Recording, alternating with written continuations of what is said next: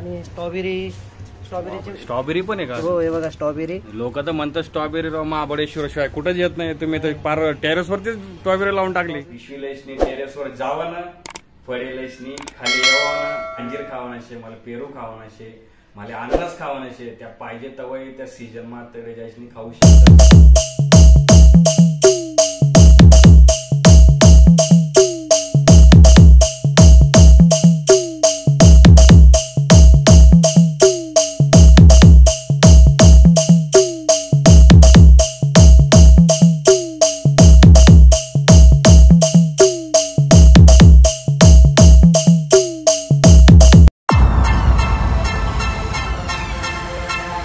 नमस्कार मंडळी, जय खानदेश. नमस्कार. परत एकदा तुम्हाला नवीन व्हिडिओमा मनपूर्वक स्वागत आहे. आज परत आपण एकदा नवीन ठिकाणी आलेलो आहे. आपले गावाकडचे आपले मित्र आणि खानदेशची शान, खानदेश रत्न शंकर धोंडू पाटील, गावडोंगरी, तालुका पाचोरा, जिल्हा जळगाव हे यांचं मूळ गाव आहे. आणि पुण्यामध्ये त्यांना आतापर्यंत 25 वर्ष झाली इथं राहत आहेत. ते पुण्यामध्ये जॉब करता आणि जॉब करता करता सामाजिक कार्य आणि राजकीय कार्य अशी दोन्ही पार्श्वभूमी त्यांना लाभलेली. काम करता करता घर संसार सांभाळता सांभाळता दोन्ही कामं कशा पद्धतीने करतात आणि विशेष त्यांच्याकडे पद पण त्यांनी भूषवलेली आहेत. विशेष कार्यकारी अधिकारी असो, भाजपाचे उपाध्यक्ष असो का कुठलीही आपली जे खानदेश मराठा पाटील समाज संघटना त्यांनी इथं पुण्यामध्ये स्थापन केलेली आहे. तर दादा तुमचं स्वागत आहे आपल्या चॅनलवरती. नमस्कार.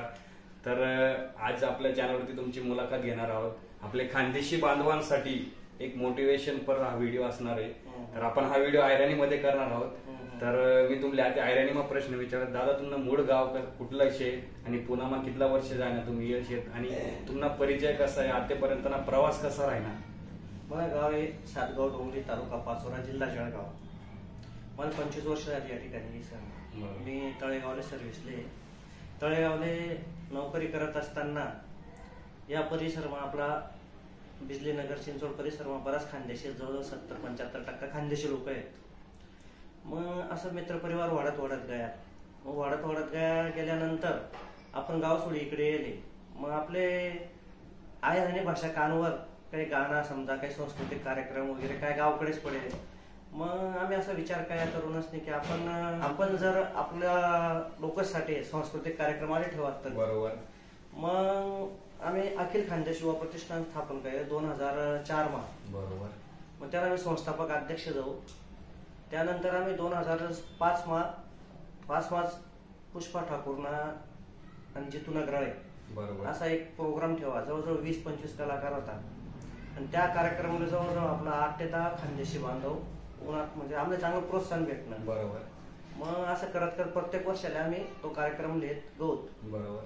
मग कालांतराने काय झाले की आपण अजून काहीतरी करायला पाहिजे वेगळं, कारण प्रत्येक गोष्टीला पैसा लागत. हा. मग मित्रपरिवाराचं म्हणणं होतं की आपण अजून अखिल खानदेश युवा प्रतिष्ठान तसेच पण अजून खानदेश मराठा पाटील समाज संघ स्थापन करू आपण, की जेणेकरून आपला मुलीसनं लग्न वगैरे जमावाले प्रॉब्लेम येणार नाही.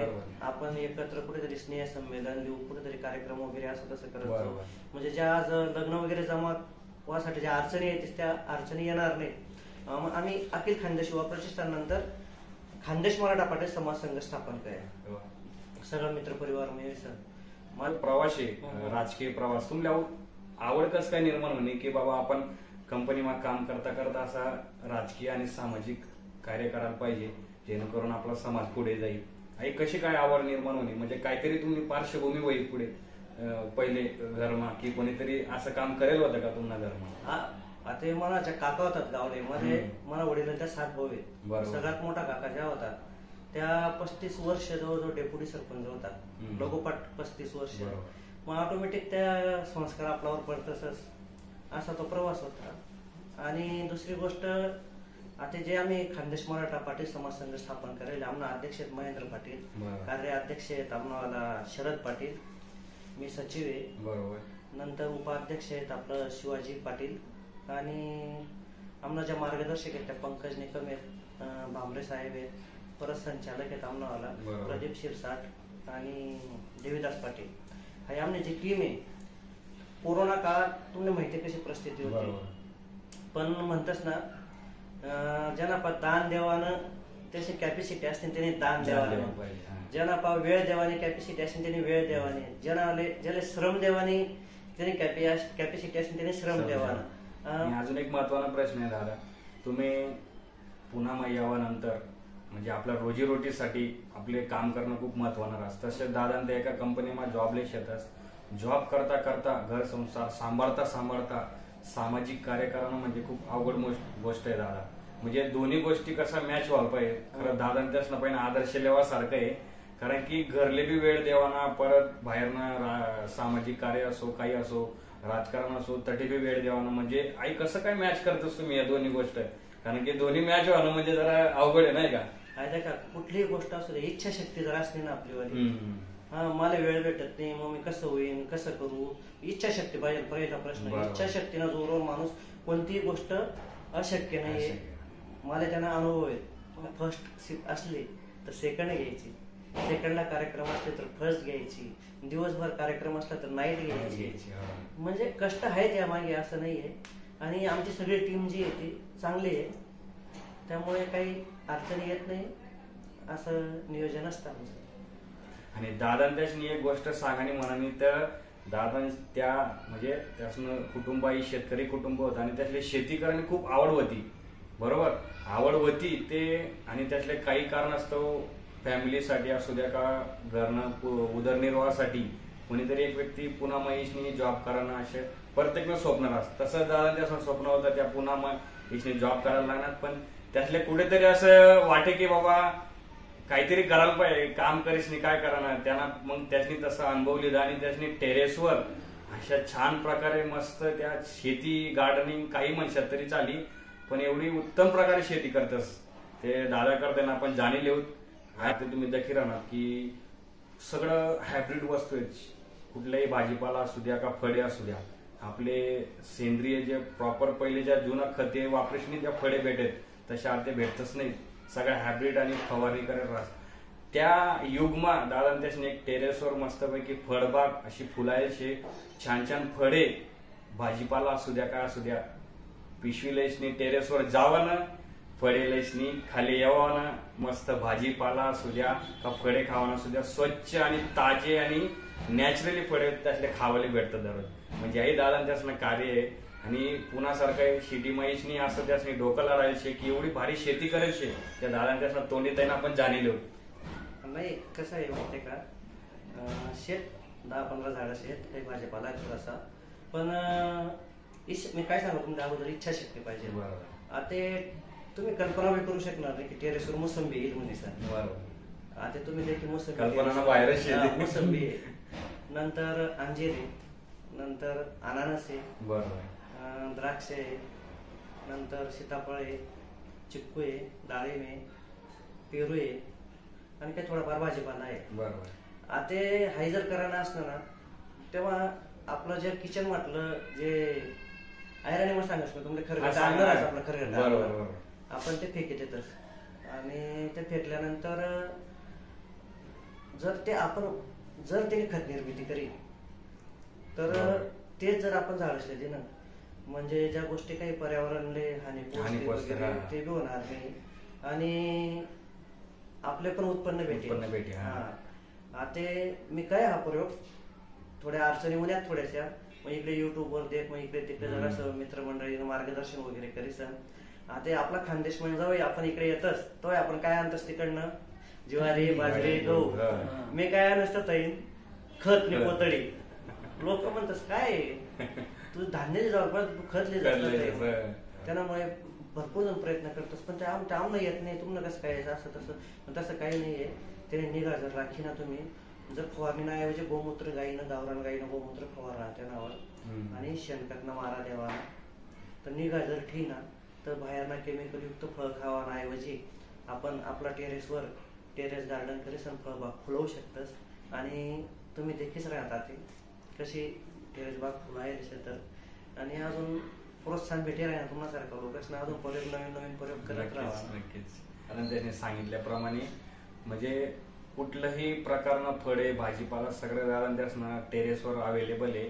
त्यातले वांजीर खावानाशे मला पेरू खावानाशे मला आणूनच खावा नसे त्या पाहिजे तवय त्या सीजन मा तडे जायची खाऊ शकतस पूर्ण परिवार खाऊ शकस अशी दादा त्याची व्यवस्था करेल शे आणि कुणाशी डोकामा विचार पण करू शकस नाही की बो टेरेसवर फळबाग म्हणजे करता येस का पण तो प्रयोग दादा त्याची यशस्वी करिता काढायचे तो प्रयोग आपण आता प्रत्यक्ष टेरेसवर जाऊन आणि दादांच्यासना करता जाणले कुठलं मित्रासोनी आपण आता गेले दादांच्यासना टेरेस गार्डनवर देखील मस्त गार्डन कितलं हिरवगार फुलेले आणि फळी बी लागेल आहेत वेगवेगळ्या प्रकारनं भाजीपाला शेतात आणि दादांच्यासनी टेरेसवर कसं काय गार्डन्स आणि जे आपलं शेती कसं काय साकारेले ते त्यासना करता जाणले खरं विशेष गोष्ट आहे मित्रांनो की पुण्यासारख्या सिटीमध्ये अशा टेरेसवरती गार्डन फुलवणे आणि वेगवेगळ्या प्रकारचे भाजीपाला असू द्या का फळं असू द्या त्यांची शेती करणे म्हणजे खूप विशेष गोष्ट आहे कारण की आपल्याला फॅमिली आणि कंपनी सांभाळून वेळ भेटत नाही पण दादांनी वेळात वेळ काढून अशा प्रकारे सुंदर असं गार्डन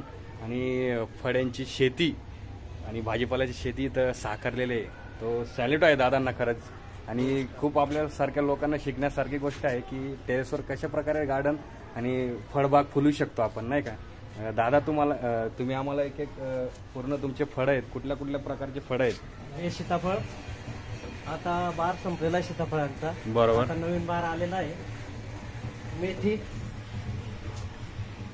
आपल्या घरच्या घरी मेथी आणि स्ट्रॉबेरी पण आहे का हो हे बघा स्ट्रॉबेरी लोक तर म्हणतात स्ट्रॉबेरी महाबळेश्वर शिवाय कुठेच येत नाही तुम्ही तर पार टेरेसवरतीच स्ट्रॉबेरी लावून टाकली नंतर आपला भाजीपाला मेथी झाली नंतर गवार आहे बघा बापरे गवारने शेंगा बी आहेत गवार आता ही पण लागवड केलेली आहे गवारची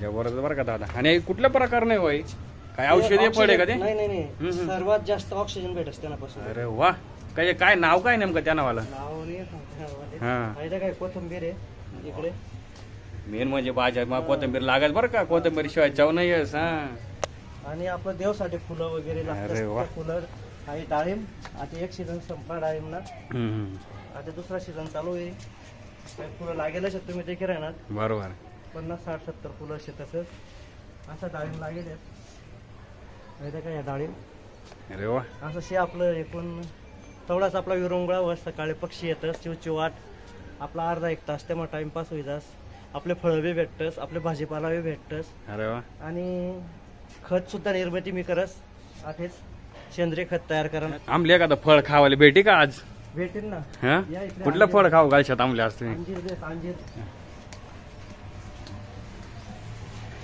स्टूल देत मी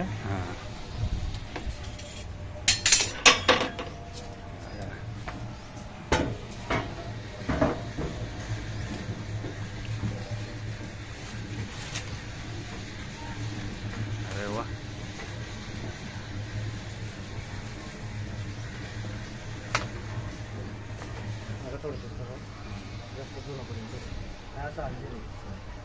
आई दखिल्या मित्र सोनी दादान त्याची फळबाग टेरेसवरनी बागनं फळ दखिले अंजीर कसे एकदम नॅचरली शे आणि रसायन मुक्त असं हे फळ शे बरं का खाई दकस मी टेस्टली दकस पहिले त्यांनी वाली